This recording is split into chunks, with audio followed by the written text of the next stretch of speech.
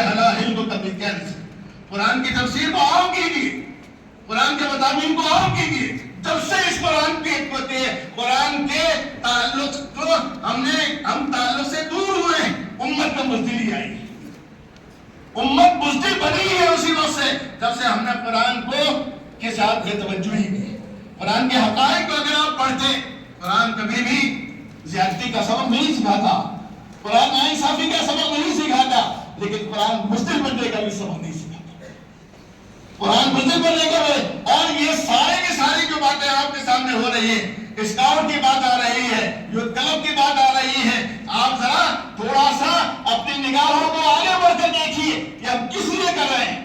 ہم اس لیے کر رہے ہیں ہمارا نوجوان مضبوط ہو, ہمارا نوجوان جو ہے ایسا ہو کہ وہ وقت پڑے تو ملک کی خدمت کے لیے بھی جو ہے اپنے آپ کو وقف کر دے, اور ہمارا نوجوان ایسا ہو کہ جب سماج کو ضرورت پڑے تو اس کی آنکھ میں آنکھ ملا کر جرأت اور ہمت کے ساتھ بات کرے. آج جرأت کی ضرورت ہے. ہمارے بھائی نے جو بات کہی, سمادان چھوڑ دیجیے, معاف کرنا. اگر یہ تلخ حقائق میں آپ کو بیان کروں تو 1 گھنٹہ اس کی داستان ہو جائے گی. ہمارے بھائی نے بیان کیا کتنے کیس لڑے اور کتنے کیسوں میں جب اتنا پیسہ خرچ کیا. یتیم بھائی موجود ہیں, آپ سیشان کا کیس اٹھا کر دیکھ لیجئے, ٹیسا کا کیس اٹھا کر دیکھ لیجئے, اور دیگر جو ہونے والے کیس ہم لوگوں نے لڑے. لڑنے کے بعد نتیجہ کیا نکلا؟ نتیجہ یہ نکلا پیسہ جمعیت کا خرچ کیا اور پیسہ ان کو دلایا, اور نتیجہ جب آیا تو سرنڈر ہو گئے. وہ ڈیسے کے کیس میں 8 لاکھ روپے لے کر وہ بھائی جس کے شوہر کو مار دیا گیا, ہم لڑ رہے تھے, کٹہرے میں ہم تھے, اور اس نے جا کر اپنے شوہر کا سودا کر لیا. یہ شیشان کے بروچ جن کے کیس ہم لڑ رہے تھے, جب سے ان کو پیسہ مل رہا تھا, لیکن جب سمادان کی بات آئی ہم کو سائڈ میں رکھ کر کہے انہوں نے سودا کر لیا. پھر دوسری مرتبہ ان پر مصیبت آئی, ہم پوچھنے تک بھی نہیں گئے. اس لیے میرے بزرگوں, آپ کو بھی بیدار ہونا ہے, اور جمعیت یہی سکھاتی ہے, جمعیت یہی سکھاتی ہے کہ ہم بیدار ہوں. جو ہے خستہ کے بلند بیدار, سویا ہوا سوئے کو کب بیدار کرے گا. اس لیے زیادہ وقت نہ لیتے ہوئے ایک حدیث بیان کر کر میں اپنی بات ختم کروں گا, اس لیے یہ باتیں بہت ہو چکی ہیں.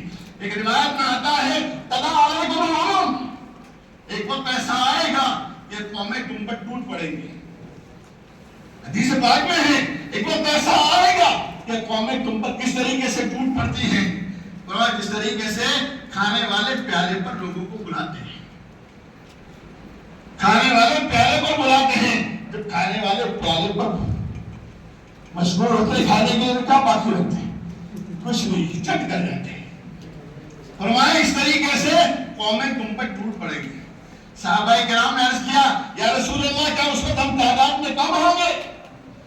آپ نے فرمایا نہیں, انتم حینئذ کثیر, تم بڑی تعداد میں ہوگے, ولیکن انتم غثاء کا غثاء السیل, لیکن تمہاری حیثیت کیسی ہوگی؟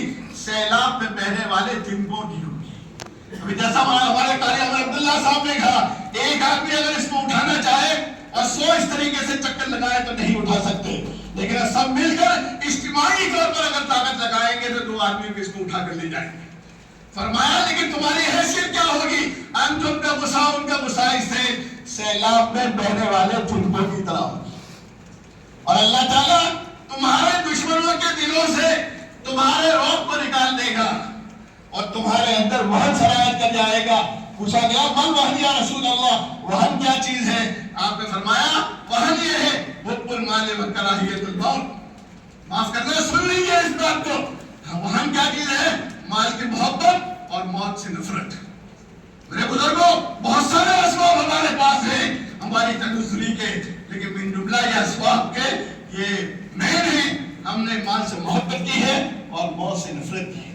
ہمارے صحابہ کرام جب کہتے تھے تو یہ کہتے تھے انما قومن, ہمارے ساتھ ایسے لوگ ہیں یحبون, انما قومن, ہمارے ساتھ ایسے لوگ ہیں. فرمایا یحبون الموت, وہ موت کو اس طریقے سے گلے لگاتے ہیں کما تحبون الخمر, اس طریقے سے تم شراب کو گلے لگاتے ہو. میرے بزرگوں, موت سے ڈرنے والے ہم نہیں ہیں, موت سے ڈرنے والے ہم نہیں ہیں.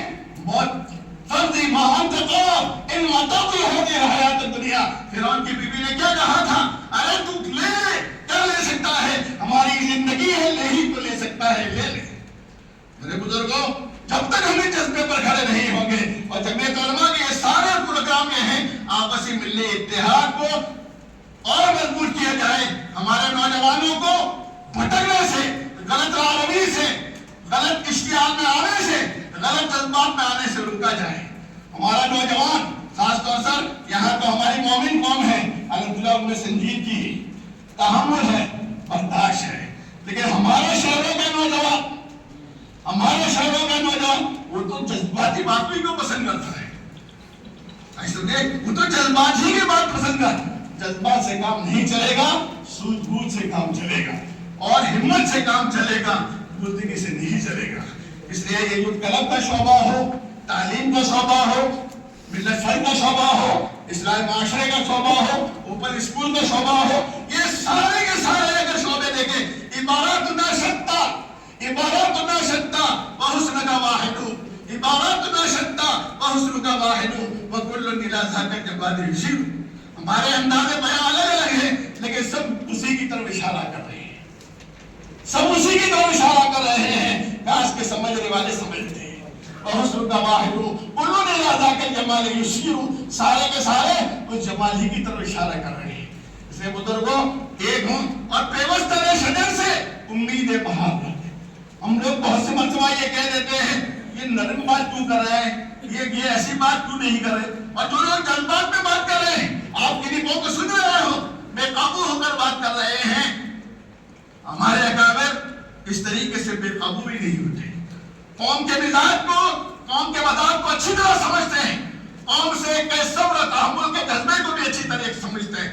وہ سمجھتے ہیں ہماری قوم کتنا برداشت کر سکے گی، ہماری قوم میں کتنا تحمل ہے، ان ساری چیزوں کو سامنے رکھ کر بلائے عمل بناتے ہیں۔ اس لیے کہ ایک مرتبہ جذبات کے ناروں میں آ کر بیٹھ جانا اور پیچھے دیکھنا ٹائے پھر اس سے بڑھ کر ناکامی نامرادی کوئی نہیں ہو سکتی۔ اس لیے میرے بزرگوں دوستوں، آپ نے جن بزرگوں کے ہاتھ پہ ہاتھ دیا ہے ان کی تاریخ بھی تابناک ہے، ان کے پاس ویژن میں ہے، سوجھ بوجھ بھی ہے اور قوم کو سنبھالنے کا ایک جذبہ بھی ہے۔ اللہ تعالیٰ جمعیت کے اس پلیٹ فارم پر ہم سب ایک ہوئے ہیں اور یہ بڑا مجمع ماشاءاللہ جو ہے آپ کا، اس پورے علاقے کا مجمع دیکھ رہا ہوں، سب کے لوگ یہاں جمع ہیں۔ ہمارے قاری صاحب نے بات کی، ہمارے خادم بھائی نے بات کی، ہمارے جو ہیں بھائی ڈیوائسپی صاحب نے بات کی، مولانا علاؤالدین صاحب نے بات کی، مولانا ابو الحسن صاحب نے بات کی۔ یہ ساری باتیں اس لیے کہی گئی ہے تاکہ ہم اب باتوں سے نکل کر آگے پریکٹیکل میدان میں آ جائیں۔ باتیں بہت ہو گئی، اب پریکٹیکل میدان میں آنے کی ضرورت ہے۔ اور ایک واقعہ بیان کر کر میں بات ختم کر دوں گا۔ نبی پاک علیہ السلام کی پریکٹیکل لائف کیا تھی۔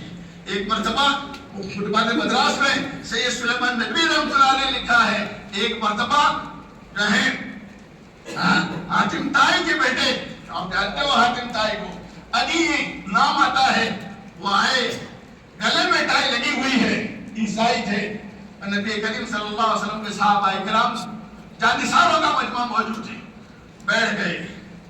بیٹھنے کے بعد صحابہ کرام کی اداؤں کو دیکھا، ان کے امتثال امر کو دیکھا، ان کے ماننے کو جذبے کو دیکھا، تو ان کے ذہن میں یہ خیال آیا کہ یہ تو بڑا عظیم بادشاہ ہے، اس کے فالوور، اس کے ماننے والے اس کی ہر بات پر قربان ہیں، عظیم بادشاہ ہے۔ بس یہ خیال آنا تھا کہ مکہ مکرمہ کی گلی سے ایک باندی آتی ہے، آپ جانتے ہو باندی یعنی گھر کی نوکرانی سے بھی اس کی بری حالت ہوتی تھی۔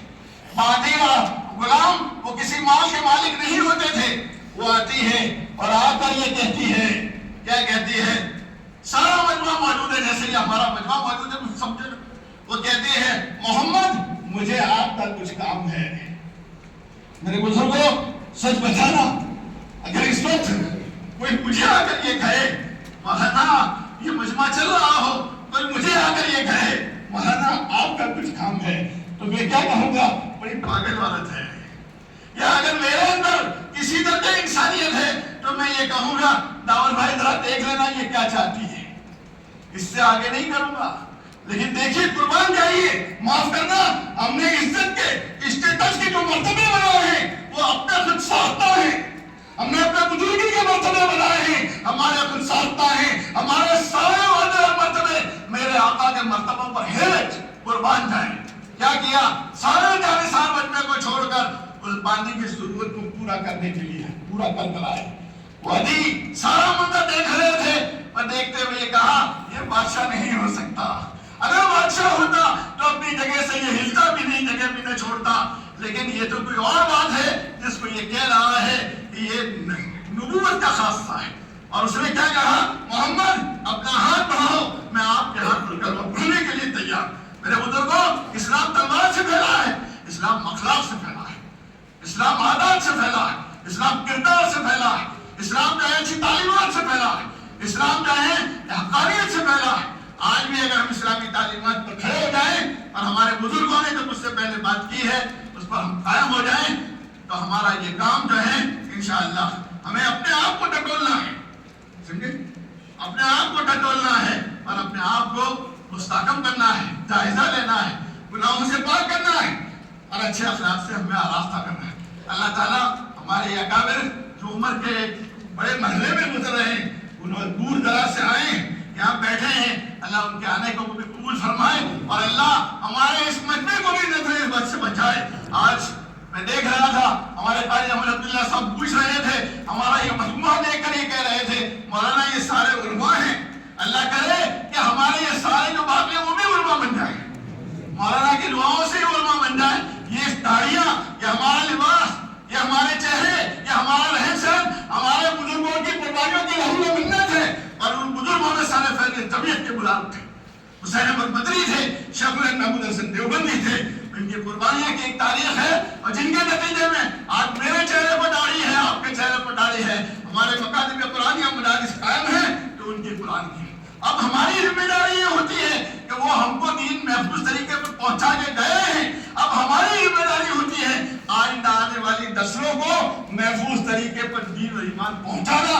اور اگر ہم نے اس عادت پر ہلنے کو تاریخ کی ہے, ہماری آئندہ آنے والی نسلیں کبھی بھی معافی نہیں. وآخر دعوانا الحمدللہ رب العالمین.